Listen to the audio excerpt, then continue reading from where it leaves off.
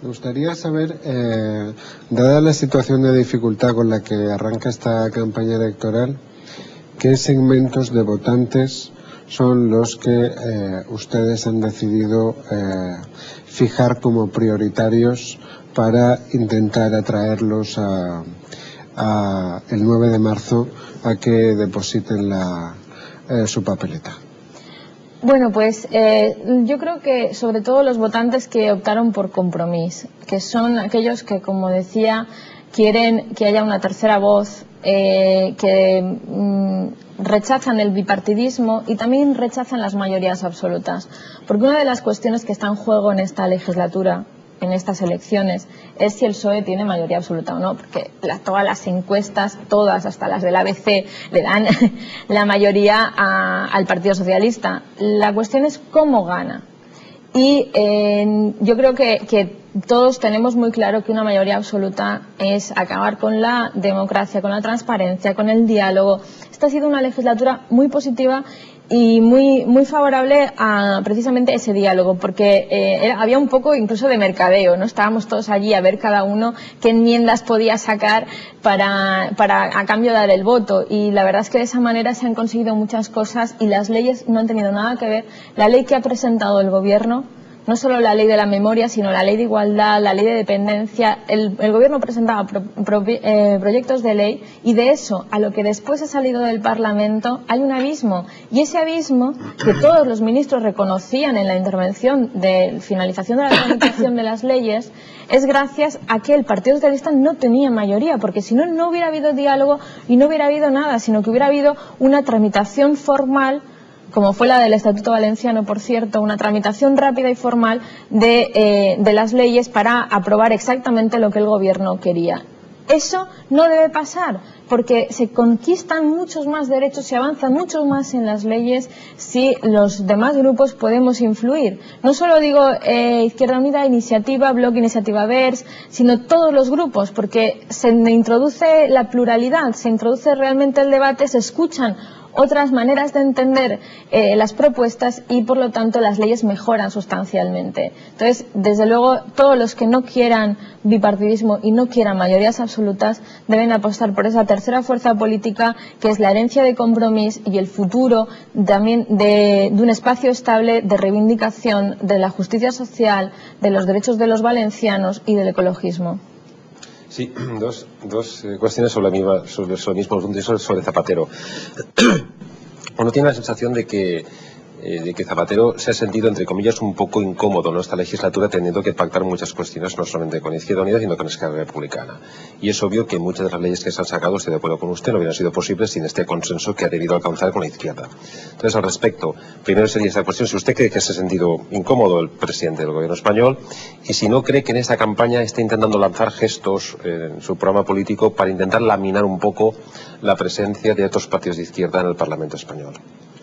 Desde luego, a mí me sorprende, me irrita el hecho de que efectivamente esté ya advirtiendo de que sus socios prioritarios van a ser el nacionalismo conservador que representa CiU. Yo creo que debe eso quedar abierto, y que debe quedar abierto después a una negociación, a un diálogo con las fuerzas políticas y en función del resultado. El haber estado pactando con la izquierda la mayor parte de las leyes para después, en el último momento, decir, bueno, y la legislatura que viene voy a pactar más con otros, pues parece que es un contrasentido, ¿no?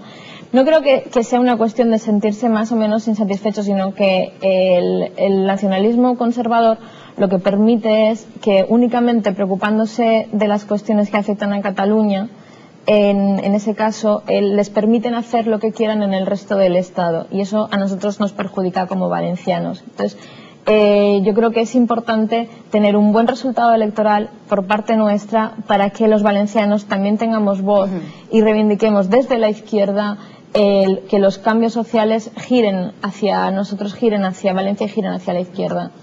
Muy rápido, Amparo, que estamos a punto de la pausa. Pues le planteo las preguntas y luego las contestas, en todo caso. Fenomenal. Dos cuestiones: trasvase del Ebro y financiación autonómica. Me gustaría saber, el partido al que usted representa, perdón, ¿qué postura va a fijar en torno a esas dos cuestiones? Pues no sería de mi agrado por aquello de dejarle pensar, pero no vamos a tener más remedio, le vamos a dar esa oportunidad porque la publicidad sí nos lo demanda. La respuesta a esa pregunta que planteaba, doble pregunta que planteaba Amparo Tórtola, tendrá que venir en tan solo unos minutos. No se marchen, una breve pausa y enseguida continuamos con esta entrevista a Isaura Navarro.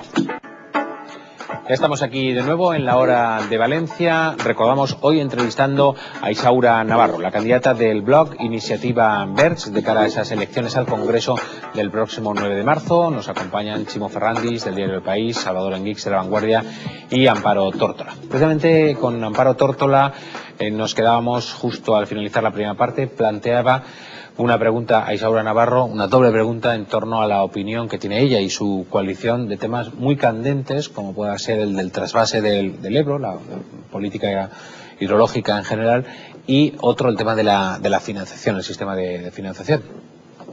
Bueno, el trasvase del Ebro, desde luego nosotros lo rechazamos y entendemos que los mecanismos para conseguir agua son la reutilización y el ahorro del agua. La verdad es que en Valencia, tanto que se dice del agua, pero se ha invertido muy poco en depuradoras. Por ejemplo, hay una que se acaba de inaugurar ahora y tiene toda la tecnología desde hace 10 años, que es cuando se empezó a programar.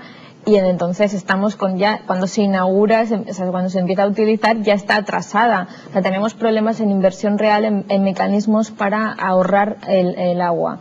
Y creo que esa sería la solución para los problemas de agua. Y desde luego, si tenemos carencia de agua, lo que no se puede hacer es construir tantos apartamentos, tantas urbanizaciones, campos de golf, etcétera, porque no se puede. O sea, si no hay agua, no se puede hacer. Pero dígame una cosa, ¿cuáles son qué problemas ven ustedes al trasvase del Ebro? Es decir, ¿por qué se oponen al trasvase del Ebro?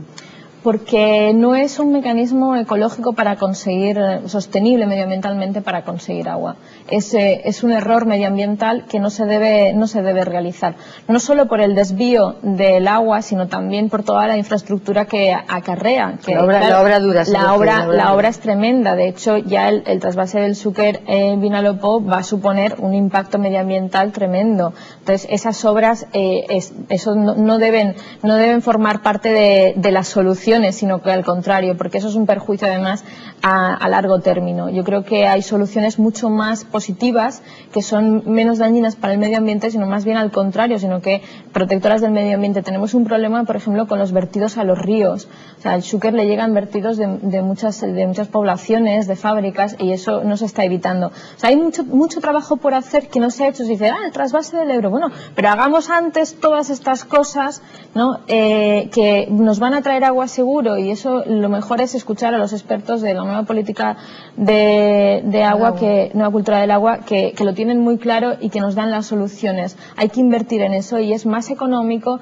y es más útil y menos perjudicial para el medio ambiente.